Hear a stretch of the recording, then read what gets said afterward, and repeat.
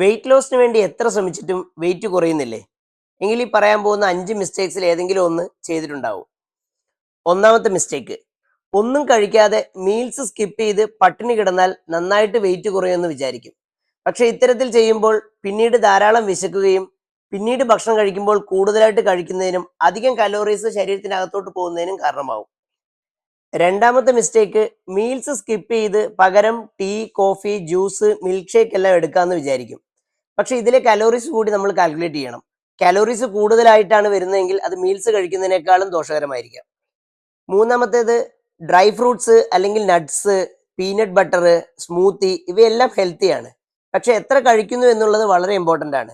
Quantity കൂടുതലാണെങ്കിൽ ചിലപ്പോൾ കലോറിയും കൂടിയേക്കാം.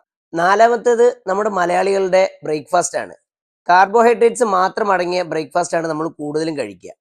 രാവിലെ കഴിക്കുന്ന ബ്രേക്ക്ഫാസ്റ്റിൽ പ്രോട്ടീനും ഫൈബറും കുറവാണെങ്കിൽ പെട്ടെന്ന് വിശകാൻ തുടങ്ങും.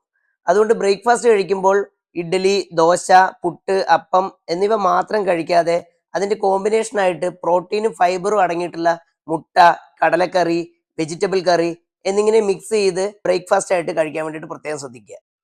5, 1 വീക്കിൽ തന്നെ വെയിറ്റ് കുറയുന്നുള്ള ഓവർ എക്സ്പെക്റ്റേഷൻ. കൺസിസ്റ്റൻസി ആണ് ഇമ്പോർട്ടൻറ്റ്.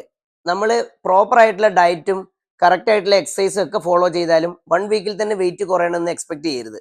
കൺസിസ്റ്റൻസി ഇമ്പോർട്ടൻ്റ് ആണ്. നമ്മൾ കറക്റ്റ് ആയിട്ടുള്ള ഒരു ഡയറ്റും പ്രോപ്പർ ആയിട്ടുള്ള ഒരു എക്സസൈസും ഫോളോ ചെയ്ത് പോകുന്നവരാണെങ്കിൽ 2-3 മാസമെങ്കിലും കൺസിസ്റ്റന്റ് ആയിട്ട് കണ്ടിന്യൂ ചെയ്ത് പോകാൻ വേണ്ടിയിട്ട് ശ്രദ്ധിക്കുക. വെയിറ്റ് കുറയ്ക്കാൻ ശ്രമിക്കുന്ന നിങ്ങളുടെ സുഹൃത്തിന് ഈ റീൽസ് ഒന്ന് ഷെയർ ചെയ്ത് കൊടുക്കാൻ മറക്കരുതേ.